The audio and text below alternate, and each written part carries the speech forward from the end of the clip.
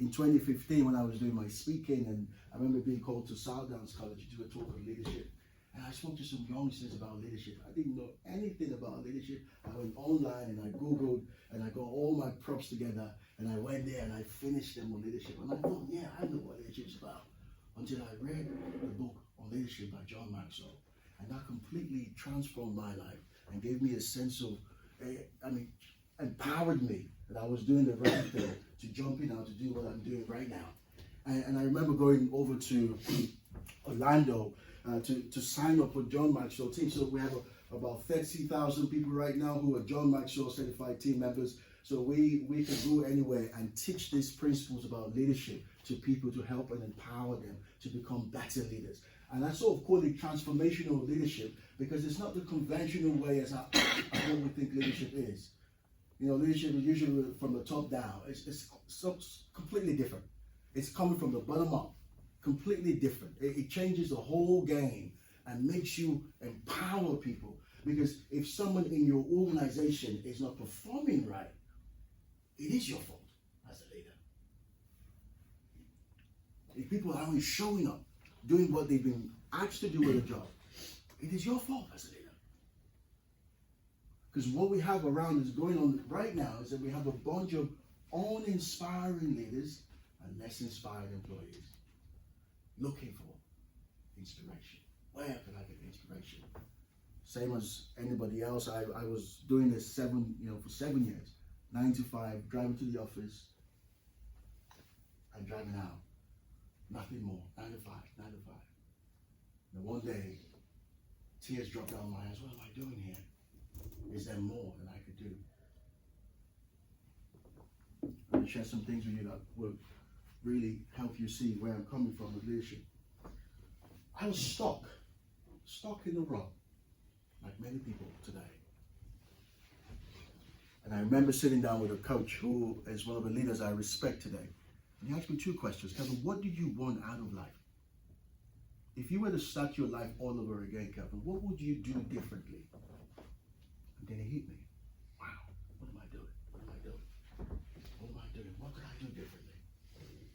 And today, you probably know people in your life who have influenced you one way or the other, whose life and whose character has touched you and inspired you to want more out of life. They have no titles, they have no positions, but they're just people who have powerful influence that have inspired you to go all out for what you want. When people look at your life, are they inspired? Do they want more out of life? Do they genuinely want to grow, to become better? Let's go to the first question on leadership. And this is where I need your responses now. This is your interactive session. So tell me, what is leadership? Setting an example. Set an example. Okay.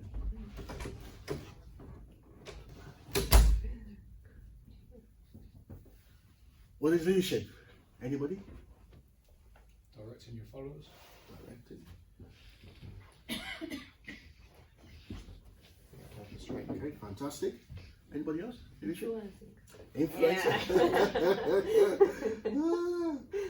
Okay, so we're working together right now on a leadership journey, and it's a 10-week program that I run with business owners. And Pablo, we're on the 3rd week right now, aren't we? It's going. 3rd week, yeah. Okay, so you guys are just getting extra, right? Extra bonus. Okay, anybody else? Leadership? Just whatever comes to your mind. No right or wrong answers. Motivate. Fantastic. So we are leaders, and we want our opinions to be heard, whether it's taken or not, right? We speak. We're powerful. It is? Any ideas? Anybody else? Respect. Respect. Come on now. Guidance. Guidance. Wonderful, wonderful. Anybody else? Protection. Say again? Protection. Protection. Protection. Right. So protecting your employees? Yeah, fantastic. Anybody else find it? Set yourself powerful. Say again? Powerful. Powerful. Right. Can you explain that, Richard? Well, you want to be you know, like you're coming across now, like, you know, making us all listen, wake up, taking the information. Okay. You know what I mean? You can't be up there like just whispering away. You know what I mean? So, like that. So you're, what's another word for that? Powerful. Taking charge, Yeah. inspiring, Inspiring, Yeah. inspiring, educational. right, right. So I don't know the big words. No, it's fine. We're all here to learn. Educational, yeah, I hear someone say that. Fantastic. Okay, what is leadership? Interesting. Who is a leader? All of us. All of us. Fantastic. I love that. Someone said, I'm not a born leader. I'm like, well, I've never seen an unborn leader before. Have you? We're all leaders, right? Yeah. Come on now. Do you believe that we're all leaders? Yeah. Come on, we all have the potential to be leaders, right? Okay, so who else is a leader? Tell me, let's keep it rolling. Who's a leader? Parents. A parent. Fantastic. Yeah? Who else? It's not just like everybody, though. Business owner. Whether it's in people our age or kids in a nursery or. Everybody is a leader. Someone said, we're all born leaders. But the tragedy of life is that many people today will die as followers. If we don't know who we are, we leave lower than what's possible.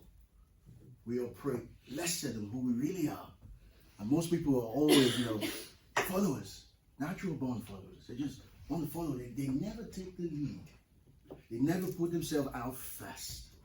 Always trying to put themselves behind. I used to think that was okay until I realized that would never take me far in life. I've got the will to be vulnerable. Can you do it? Yes. Can you do it? Yes. Can you do it? Yes. I don't know, but I learn in the process. Come on now. Leadership is about stepping out. What makes a great leader? Somebody who makes the environment happy. Right. Yeah. Yeah. Productive. Yeah. Productive. Happy. Yeah. Someone who's responsible for their own actions. Absolutely. Responsibility. What makes a great leader? Help others. Help others. Integrity. Integrity. Fantastic. What else? On the list.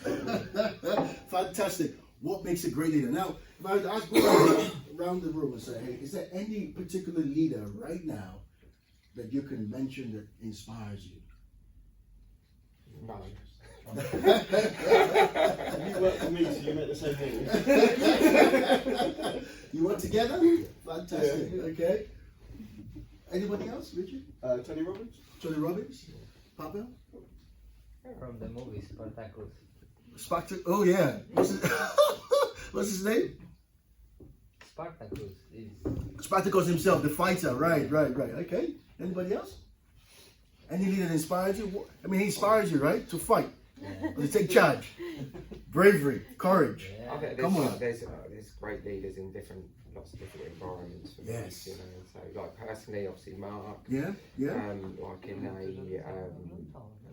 like Grant Cardone in Yeah. more of an open place. Yeah. Sport. Mm. Something like Roy Keane. Yeah. All different. Come on now. Different. What you're saying, so there are some leaders that are known, very popular, very famous, and there's some leaders, great leaders that are unknown, but they're still great leaders. They still have power, they still have influence. Yeah? Right? Okay. I did a Facebook post when I was obviously studying leadership, August 2018, and I just asked the question, hey guys, what makes a great leader? I got some feedback, and this is just a summary of the feedback, which is what most of us have said today already. Someone who invests in others, a great listener and a motivator, one who leads by example, a builder of leaders, not followers. In other words, they reproduce leaders in their own team, one who takes ownership and responsibility. How many of us know who this is? Steve Jobs. Steve Jobs, the guy who revolutionized the world today. We have the iPhone, that changed the whole game. The iPhone did. Apple. I like Apple, right? good leaders are people that can see the best in two different types of phones. Yeah. Steve Jobs challenged the status quo. Absolutely. Absolutely. He got kicked out and he came back and changed the whole game. And today we have obviously the iPhone, you can throw away the Samsung, you can Samsung, you and you have to go to another debate. But great guy, right? He's made an impact. And what happens? He's gone, he's dead. Do you know there's some great leaders who only live for a short period of time and they're gone. And we still talk about them. We still remember them because of their works, because of who they were, and because of the people that they carried along that they developed to become better. Right? Right? Okay. What are the current issues facing leadership? I just had a baby, 2017, June. I had paternity leave, which is 2 weeks. I was working in the bank, 2 weeks paternity leave, and I managed to get my holidays at the same time. So I had a month's worth of holiday. I went home, I was taking care of my wife, and baby was ready, and all of that. And I come back a month after. I'm back to the office. And guess what? My leader changed. I had a new completely leader in there. And I was like, okay, and welcome back, welcome, Kelvin. You know, yes, well, carry on, go on, I'll see you again. A week later, I get called into a room. Kelvin, can I see you in the room? I'm like, oh, okay, what's going on? This is my welcome time or my welcome gift or whatever. Kelvin, what have you done? This is wrong, this is wrong, this is wrong, this is wrong. I'm like, it's been this way. No, it's all changed now, Kelvin. This is it. All right. Okay. 2 weeks after, I get called again. Kelvin, come into the room. I'm like, oh my goodness, everybody can see me stepping into the room. Like, oh God, here again. What have you done? This is wrong. I'm like, how dare you? I've been doing this for the past 7 years. No, this is wrong. And then one very moment, say something. If you don't know what you're doing, maybe you're in the wrong job. Maybe it's time for you to think about someone else that you can do with your life. Whew, that hit me. How dare you? If I need a career counseling, I know where to go. How dare you? And then communication, relationship completely broke. And I had no trust again in that leader. There was no conversation about, Kelvin, how's your baby? Are you sleeping full 7, 8 hours a night? How's your wife? My wife had surgery. She had 2 weeks, you know, she went into serious care. How's your wife? Everybody all right? Listen, mate, something's going wrong here. Can we work together? None of that conversation took place. It was, get the job done, get out.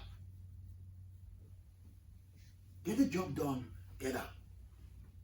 And I made a decision, you know what? Maybe I'm in the wrong place for real. And as it stands, you know, I reported this up to a senior manager, and then all of a sudden you're classed as a scapegoat for speaking up. Right? You speak up and they, oh yeah, okay, watch out for Kelvin. What I'm saying is, relationship broke down because I was underperforming, but I lost the right leader to help me navigate my way from the current situation I was going through. Lost. And I was even lost more with the shouting and the calling into the room and the undermining of my own potentials. Right? How do you get the best out of me in that position? I've lost trust in you. I don't want to be there anymore. My work was below par. Agreed. Was I all right? Probably not. 7 years doing it, all of a sudden things going down. That's just one example of many. Currently, issues going on with leadership says 85% of people around the world today hate their job, and most especially their boss. People today are quitting organizations really quick, really fast, because of relationship breakdown. I was speaking to someone the other day who was in charge of mediation, post-work mediation, and he was talking about how they go in and you'll be amazed at the level of problems going on in organizations because one staff said this to the other staff, or the other staff said to the manager, and the whole thing just goes down. And to prevent it from going to the courts, they have to mediate. People today are quitting organizations simply because of what's going on from the top to the bottom. They say people quit people and not organizations. I don't know if you ever had experience before working with a boss. Who was a boss? I'm not a leader. Who was leader? Hey, get the job done, get out. I had a story of an accountant one day. One of my clients was telling me about her son, who's an accountant, and she asked him one day, tell me, you've been promoted as a team manager in your group. Tell me the names of people in your team. What do they do? Where are they from? He said, well, I don't know. That's not my job. My job is to get the business done. Well, sorry, how many kids do they have? I don't know. Are they married? Well, listen, I don't know about that. All I care about is the numbers. When you treat people as numbers, what happens? You get the best from them? No. Do they deliver? They do what they have to do just to please you, just enough so they don't get fired, right? When bosses go like, oh man, what the heck? Who does you think she is? Who does you think he is? Behind the back. Current issues facing organizations. People are quitting today because of relationship breakdown and because most leaders are unprepared in how to deal with relationship with the people that they work with. Would you agree? No. The Chinese proverb says, a fish stinks from the head down. This is why I say the employee is not providing so much performance and productivity at the workplace. It's down to the leader to take charge, to look for ways they can inspire the best out of the employee. Because a fish stinks from the head down. So if it's not going well according to plan, it starts with leadership. Leadership is not a place to want to aspire to. When you realize that leadership is the most hardest place to be. In fact, leadership is the most, because it requires vulnerability. It requires that you go out of your way. It requires that you look for ways to develop people you're working with. It requires that you take the first step to get the best out of people. When you really look at it, there's a burden of leadership. You can ask Mark, there's a burden of leadership. But I'm pretty sure you're in the zone. You've either had people work for you before who have not delivered, and you've either kicked them out or something's gone wrong or all of that. It's a very crucial place to be. And this is why we must educate ourselves on leadership. I sit down with people and I say, how many books have you read on leadership? How many books have you read on leadership? When was the last time you attended a leadership conference to develop yourself as a leader? Most people don't go to leadership training. Most people don't read books on leadership or listen to audio programs on leadership. Most people don't attend workshops on how to become a better leader. Because ultimately they believe, oh well, I'll get better as I go on. Everything rises and falls on leadership. The success of your business, your organization, lies on your ability to lead. One of the 21 laws, John Maxwell wrote a book called The 21 Irrefutable Laws of Leadership. And the first law in that book was the law of the lead. The law of the lead. Now, this bottle, this water in here can only go far as the lead. Right? Right or wrong? Because of the lead, this is the level of the water, right? Imagine this is who you are right now. This is your ability to lead. The lead represents your ability to lead. Your effectiveness, your results, your success, your income. Imagine this is right here. If your leadership ability is at level 5, your organization can never go beyond level 5. You try to go, it stops because of your ability to lead. So the lead is you're representing where you are, your organization. That means your organization will only be less than 5, not even 5. Your result will be less than 5. If you want to increase your business growth, you want to increase the success of your company, you want to grow what you have to a bigger level. If you move from level 5 to level 7, your business will move from wherever it is right now up to level 6. So it starts with, all right, then if that's it, I better increase my lead. I've got to be able to increase my ability to lead. The law of the lead says your effectiveness in life is in direct proportion to your ability to lead. And most people say, entrepreneurs, they say, well, I'm an entrepreneur. I haven't got a staff. I've got nobody to work with. Hey, it starts with you. Self-leadership is the biggest form of leadership. Self-leadership, your ability to get out of bed in the morning. Your ability to inspire yourself when the chips are down. Your ability to encourage yourself to move on when nobody wants to buy from you. Your ability to manage your own time and resources. Your ability to manage your own finances. Everything is encompassed in leadership. Leadership is never out of the game. You can't win in business by not being a good leader. And it starts with you first. It starts with me first. That was the reality when I said, okay, I'm going to go full time in business. Okay, Kelvin, what is your level of leadership now? Who's following you? What are you bringing? What are you doing? A Chinese proverb says, it says, he who thinks is leading and no one is following him behind is just taking a walk.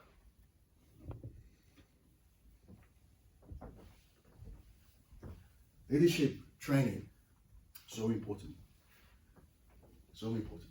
You increase your, I'm sure Mark has been saying today, your business will only grow as you grow. As you continuously invest in your own growth, your personal growth, your leadership growth. As you invest in that, you continuously read books. You say you read a book, a particular subject, for 5 years, you become a master. You attain mastery level. When you study a particular subject for 5 years, you become an authority. If the success of my business lies on my own ability to lead, therefore I've got to take that seriously and increase my leadership. Listen, there are loads of materials out there, loads of programs out there you can engage in that can help grow your leadership lead from wherever it is right now. You know where it is right now. You know where it is right now. I mean, if you ask your employees, they probably have an opinion. Is he a good leader, bad leader? Oh, what level of leadership is my boss? They probably have an opinion. That's an opinion. You know deep down within you, am I a good leader? Am I effective as a leader?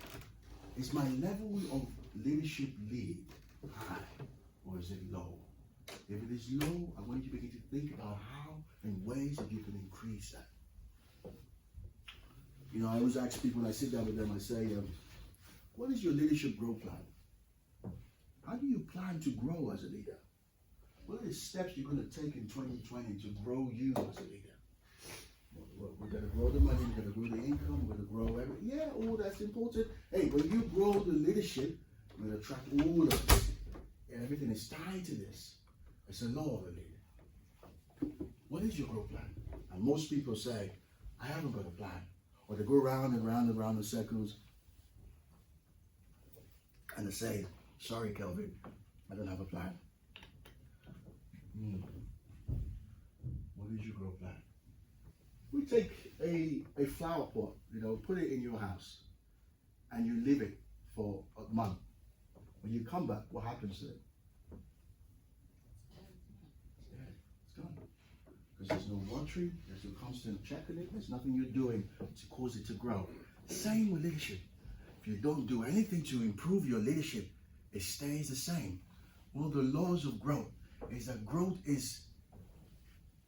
says growth, you've got to be intentional about your growth. Growth is not automatic. We don't grow automatically. If you stop eating today now, Richard, for the next 2 days, Probably do it. you probably lose the belly fat quick, right?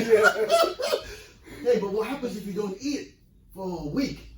Well, start losing weight Start losing weight, and then what else? yeah. You start going down, you die. Same with leadership. If you don't invest in your leadership, it will never grow. And this is why this session is so important because, and I think, my opinion, you're the smartest people in Portsmouth because you're here today. Because I'm trying to encourage you on the idea of growing your leadership.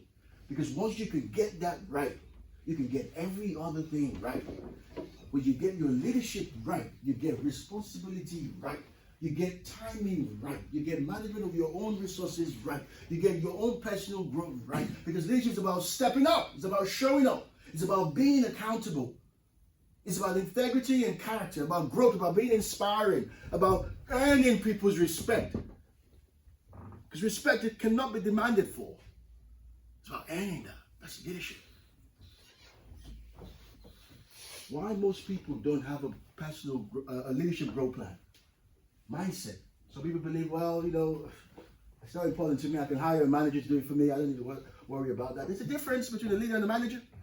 Big difference. Managers that make sure everything's okay, everything's all right, everyone's happy. Leaders lift the organization. They lift it from where they are to the next level of growth. If you want your organization to grow, you have got to take charge. Question is your current mindset, belief system helping you grow or keeping you where you are? Is your business growing? Has it grown in the last 6 months, in the last 1 year? Could it have grown bigger than where it is right now? Abraham Maslow says we either step forward into growth or step backwards into safety. Safety is an illusion.